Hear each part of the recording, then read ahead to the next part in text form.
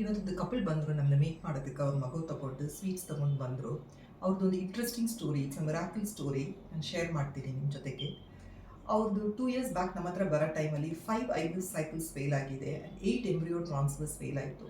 ಅವ್ರದ್ದು ಎಲ್ಲ ಟೆಸ್ಟ್ಗಳು ನಾರ್ಮಲ್ ಇತ್ತು. ಸೊ ದೇವರ್ ಇನ್ ಟಿಯರ್ಸ್, ಎಲ್ಲ ಟೆಸ್ಟ್ಗಳು ನಾರ್ಮಲ್ ಇದೆ, ಏನಕ್ಕೆ ನಮ್ಮ ಎಂಬ್ರಿಯೋಸ್ ಹಚ್ಕೊಳ್ತಾ ಇಲ್ಲ ನಮ್ಮದು ಯೂಟ್ರಸಲ್ಲಿ ಅಂತ. So we did an advance test called HLA testing. Immunologist opinion ತಗೊಂಡಿದ್ದೀವಿ. ಆ್ಯಂಡ್ HLA ಟೆಸ್ಟಿಂಗಲ್ಲಿ 90% ಮ್ಯಾಚಿಂಗ್ ಇತ್ತು.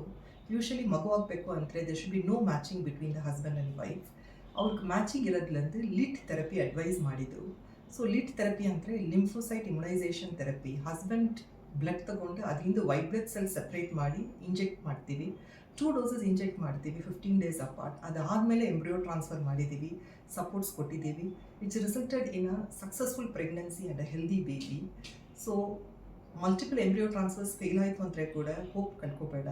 There is still hope with advanced treatments like HLA and LIT therapy. So ಈ ಸ್ಟೋರಿ ನಿಮ್ಗೆ ಇಷ್ಟ ಆಯಿತು ಅಂದರೆ ಲೈಕ್ ಮಾಡಿ, ಶೇರ್ ಮಾಡಿ, ಕಮೆಂಟ್ ಮಾಡಿ. I am doctor Raja Murali, consultant in fertility.